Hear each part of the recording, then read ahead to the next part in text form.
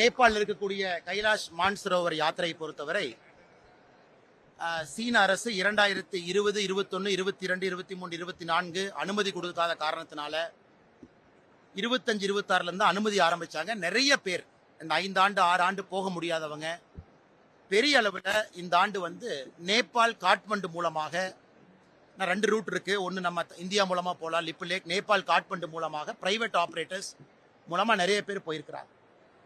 நேற்று அங்கே நடந்திருக்கக்கூடிய சம்பவம் என்பது மிக மிக துரதிருஷ்டவசமானது. ஒரு border immigration point, Nepal Tibet பார்டர்ல அவ்வளவு பேர் அடிச்சுட்டு போயிருக்கிறாங்க.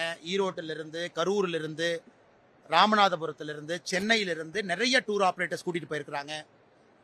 ஈஷா அமைப்பு கோயம்புத்தூர்ல இருந்து அவங்க அதிகாரப்பூர்வமாக 73 பேர் மிஸ்ஸிங் அப்படிங்கிற அறிவிப்பு கொடுத்திருக்கிறாங்க.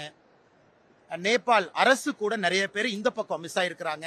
சைனா அரசு டிபெட் பகுதியில் அவங்க அதிகாரப்பூர்வமாக நிறைய பேர் இறந்திருப்பதாக சொல்லியிருக்கிறாங்க. இது உடனடியாக தமிழக அரசு இதில் தலையிட்டு இங்கிருந்து ஒரு மீட்பு குழு அனுப்பி வைக்கணும். காரணம், இது 2 நாடுகளுக்கு இடையில் இருக்கக்கூடிய ஒரு பகுதி. நேபாள் ஒரு பக்கம், டிபெட் ஒரு பக்கம். துரிதமாக, ஏன்னா ஏற்கனவே இந்த யாத்திரைக்கு 2018 நான் போயிருக்கிறேன். நிறைய காம்ப்ளிகேஷன் இருக்கு சைனா சைட்ல. அவ்வளவு ஈஸியா இறந்து போனவருடைய உடலை கூட கொண்டு வருவது ரொம்ப கஷ்டம். அதனால் என்னுடைய வேண்டுதல் எல்லாம் தமிழகத்தினுடைய அரசு வேகமாக ஒரு மீட்பு குழுவை அனுப்பணும். அவங்க அங்க இருக்கக்கூடிய இந்திய அரசினுடைய எம்பசியோட தொடர்பில் இருக்கணும். உறுதியான தகவலை வேகமாக மக்களுக்கு கொடுக்கணும். யாராவது கஷ்டத்தில் இருக்கிறாங்க, காப்பாற்ற முடியும், இன்ஜுரி ஆயிருக்குன்னா அவர்களுக்கான முயற்சி எடுக்கணும். இறந்து போனவங்களுடைய சடலங்களை திரும்ப கொண்டு வரணும். இதையெல்லாம் கூட தமிழக அரசு செய்யணும். ரொம்ப ரொம்ப துரதிருஷ்டவசமானது. ஒரு கிளேசியல் லேக் உடைந்து அங்கிருந்து அந்த மிகப்பெரிய ஒரு வேகத்தோடு தண்ணீர் நிறைய ஊரை காலி பண்ணியிருக்கு, பிரிட்ஜை உடைச்சிருக்கு, இமிகிரேஷன் சென்டரை மொத்தமாக கொலாப்ஸ் பண்ணியிருக்கு. இதை நினைத்து கூட பார்க்க முடியாத ஒரு சம்பவம்.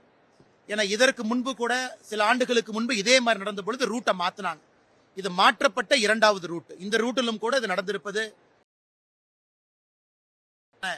எல்லா பெரியோர்களுக்கு, ஏன்னா கைலா யாத்திரை போன எல்லா பெரியோர்களுக்கும் கூட இந்த நேரத்தில் என் சார்பாக, எல்லோர் சார்பாக கூட அஞ்சலியை தெரிவித்துக் கொள்கின்றோம்.